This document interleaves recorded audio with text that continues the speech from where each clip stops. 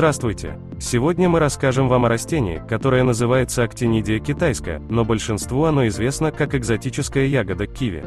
Мало кто из потребителей оригинальной на вкус и на вид пушистой ягоды ассоциирует ее с Китаем, родиной цветущей лианы, которой суждено было произвести на свет это чудо, напоминающее по вкусу и крыжовник, и землянику, и дыню, и ананас одновременно. Разрезая на дольки уникальный плод, наверное, мало кто задумывался, а как растет киви? Какой должна быть ветка, выдерживающая немалое количество таких крупных ягод? Как выглядит киви в дикой природе и всегда ли люди имели возможность наслаждаться дивной ягодой? На все эти вопросы мы постараемся ответить в этом видео. По определению специалистов-ботаников, киви является ягодой. Правильное и научно обоснованное название растения звучит как актинидия китайская деликатесная. Так что более чем справедливо причислить киви к существительным женского рода и в третьем лице называть «она». Но, с другой стороны, никто не отменял название, присвоенного своему шедевру-селекционером Эллисоном «китайский крыжовник». Его уж ее называть как-то нелогично и даже абсурдно. Именно новозеландский селекционер Александр Эллисон присвоил этим плодам название киви за внешнее сходство с маленькой птичкой, обитающей в Новой Зеландии.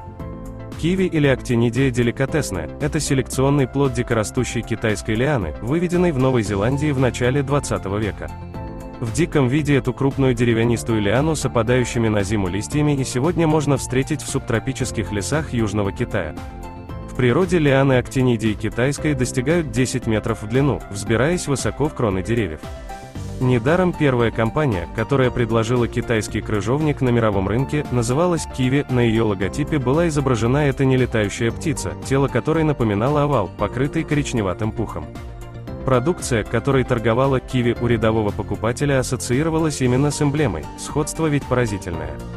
Так плод приобрел птичье название, которое закрепилось за ним навсегда. Наверное, уже всем понятно, что актинидия деликатесная, часто называемая китайским крыжовником, не имеет ничего общего с широко известным в России крыжовником. Растение принадлежит семейству Actinidaceae, образуемому лишь единым родом, в состав которого кроме Actinidia deliciosa входит также более 50 видов других растений. Многие представители данного семейства дают съедобные плоды. Наиболее известными представителями семейства являются Actinidia gata, кокува, кивай, Actinidia острая, японский или сибирский крыжовник, Actinidia polygama, а также широко распространенная в Приморском крае, на Сахалине и Курильских островах Actinidia hatomicta. Актинидия деликатесная представляет собой деревянистую вьющуюся лиану, достигающую в длину 10-15 метров. Форма и размер листьев определяются сортом и могут быть овальными, сердцевидными и округлыми. Белые или слегка розоватые, необычайно привлекательные и издающие тонкий приятный аромат цветки киви достигают в диаметре 4-5 см. Растения двудомные, женские и мужские цветки растут на разных растениях, поэтому при закладывании сада высаживают в определенном соотношении и те, и другие. Как уже было сказано, чтобы посмотреть, как растет киви в природе, необходимо отправиться в Китай. У себя на родине растение сохранило первозданную и прекрасную дикость.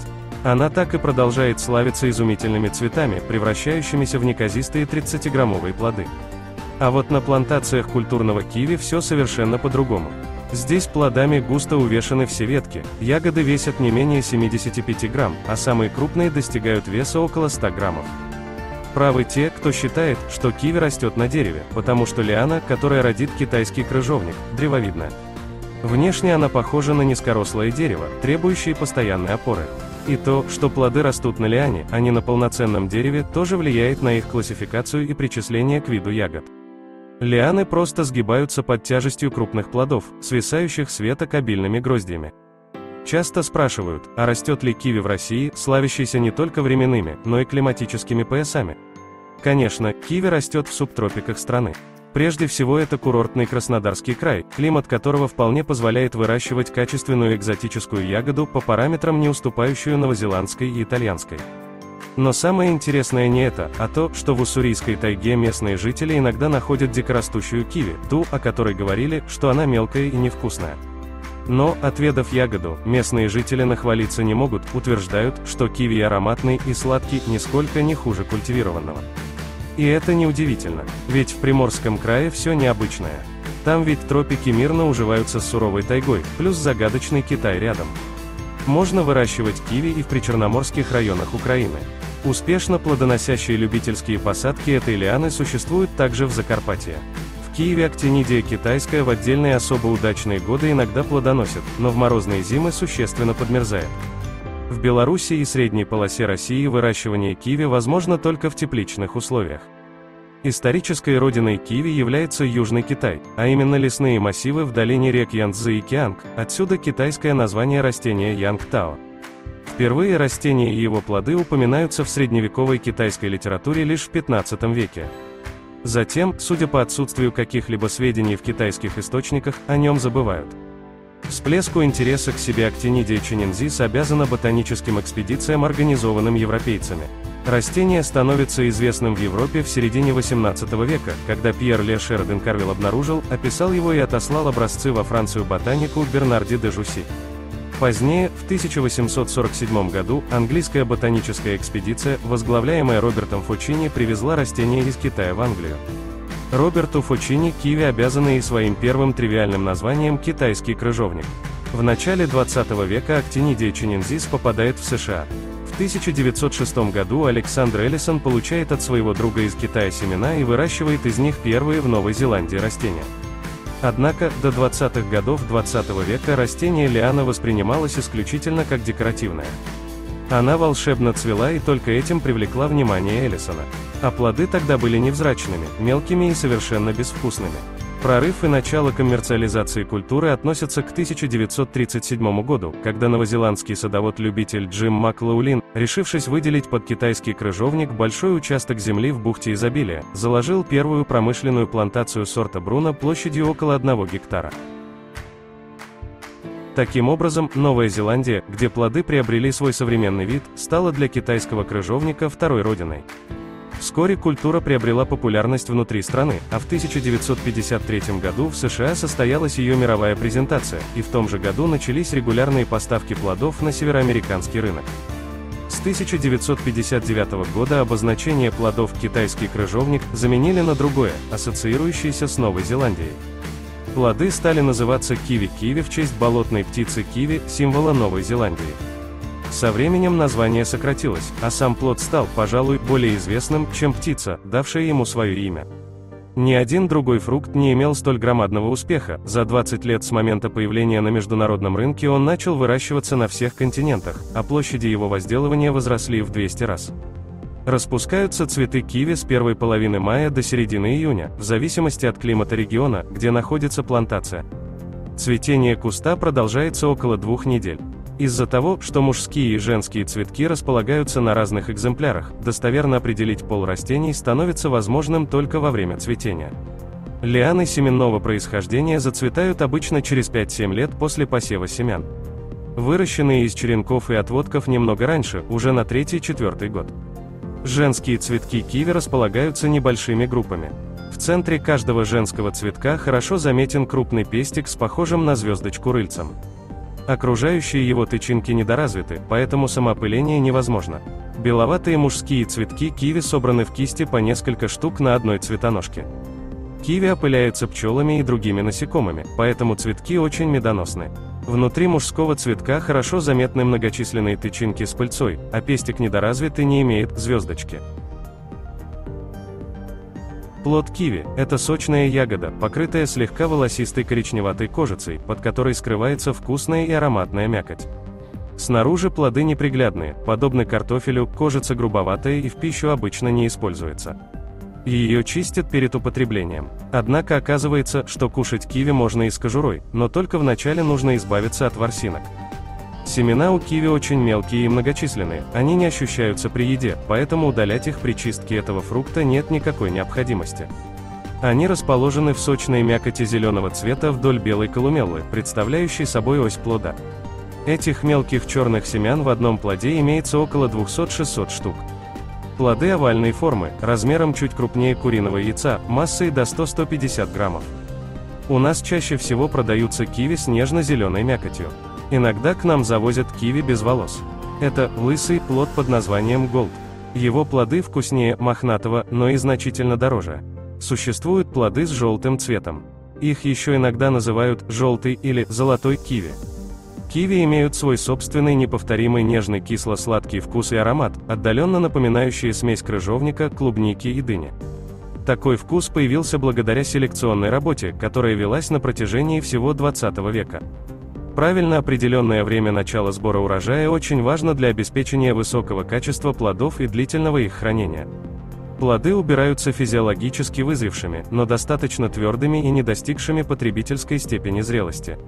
Плоды, собранные преждевременно, не набирают необходимой суммы растворимых сахаров, в процессе хранения сморщиваются и не приобретают присущих киви вкуса и аромата.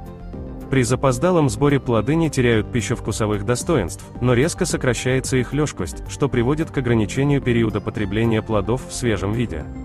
По внешнему виду плодов довольно сложно определить время начала сбора урожая. Опытный садовод может с достаточно высокой степенью вероятности по едва заметным внешним признакам определить время созревания плодов. По легко отделяемой плодоножке, темно-зеленой мякоти, осыпанию ворсинок при легком трении и так далее. Плоды киви имеют преимущество перед плодами таких сочноплодных субтропических культур, как персик, хурма, инжир, так как позволяют проводить их сбор поздней осенью и долго хранятся даже в комнатных условиях. Позднее снятые плоды дольше сохраняются плотными, и в спелом состоянии характеризуются более высокой массовой долей сухих веществ. Чтобы не повредить плоды, их снимают в перчатках. Сразу после съема плоды помещаются в специальные холщовые сумки-ведра, такие же, как при сборе яблок. География возделывания, а также применение современных технологий хранения и транспортирования позволяют в течение круглого года удовлетворять спрос на киви. Кроме Новой Зеландии, крупными поставщиками киви на международный рынок являются Италия, Франция, США, Чили, Австралия и Испания. В Российскую Федерацию киви завозятся главным образом из Италии в ноябре-июне, и в меньших количествах плоды поступают из Греции, Новой Зеландии, Чили, США и Франции. В Новой Зеландии, на долю которой приходится около 1/3 всех объемов мирового производства, киви культивируется на северном острове в бухте Изобилия.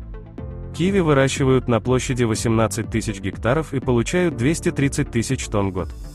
Италия, со среднегодовыми объемами сбора киви 220 тысяч тонн, является в настоящее время вторым крупным производителем этих плодов в мире. Производство киви в коммерческих объемах началось в стране лишь в 1977 году, однако под культуру отведено уже более 20 тысяч гектаров. Оптимальными условиями хранения плодов являются температура около 0 градусов и относительная влажность воздуха 90-95%. При необходимости длительного хранения плодов необходимо соблюдать товарное соседство, и не помещать вблизи от киви плоды, выделяющие этилен, это яблоки, груши и так далее, не допускать совместного хранения свежих партий с остатками старых, спелые или перезревающие плоды киви, а также удалять из камер хранения механически поврежденные и больные плоды. Кроме того, помещения должны периодически вентилироваться. При таких условиях хранения естественная убыль спустя 3 месяца не превысит 1%. Киви используются в пищу как в свежем, так и в переработанном виде. Свежие плоды употребляют как снэк или в качестве составной части фруктовых салатов и гарниров, а также для размягчения мяса. Киви перерабатывают на компоты, джемы, конфитюры, мармелады, желе, а также соки, нектары и другие напитки. Из них делают плодовые вина и ликеры. Пюре и замороженные продукты из киви используются пищевой промышленностью при производстве мороженого, йогуртов и разнообразных кондитерских изделий. Киви служат прекрасной начинкой для тортов и пирогов. Ягоду сушат и делают из нее цукаты. В заключение несколько слов о полезных свойствах киви и ограничениях его употребления. Желательно есть киви за 30 минут до еды или спустя час после употребления пищи. В день нормой является употребление 2-3 плодов. Больше употреблять не стоит, потому что есть риск острой аллергической реакции. Она может сопровождаться отеком языка, дерматозом глотки, а также астматической одышкой. В принципе, аллергия на киви не редкость, и у некоторых встречается такого рода непереносимость этой ягоды. Если киви хорошенько помыть, то можно есть плод с кожурой. В кожуре много витаминов и антиоксидантов. Европейские ученые полагают, что она поможет вылечить дисбактериоз. С кожурой ягоду есть не очень приятно, но ее можно почистить тупой стороной ножа. Зачастую люди, страдающие онкологическими заболеваниями, добавляют в свой ежедневный рацион эту ягоду.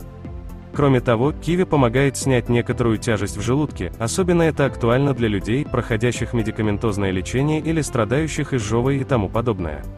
Если регулярно употреблять киви, то можно значительно снизить риск гипертонии, а также тромбоза. Обусловлено это тем, что микроэлементы, содержащиеся в данной ягоде, укрепляют стенки сосудов, а также капилляров. Но и это еще далеко не все, о чем стоит обязательно упомянуть. Если у вас есть лишние соли в организме, то можете смело есть киви. Это поможет со временем избавиться от них и исключить камни в почках. Кстати, киви – один из немногих плодов, которые можно кушать диабетикам. Стоит обратить ваше внимание на то, что киви нельзя есть при язве желудка, а также повышенной кислотности. Однако не стоит полностью исключать киви из рациона. В любом случае, рекомендуется хоть иногда есть эти вкусные плоды. Польза и вред продукта определяются только тем, насколько много или мало вы его едите. На этом все. Если вам понравилось это видео, ставьте лайки и подписывайтесь на канал. До новых встреч!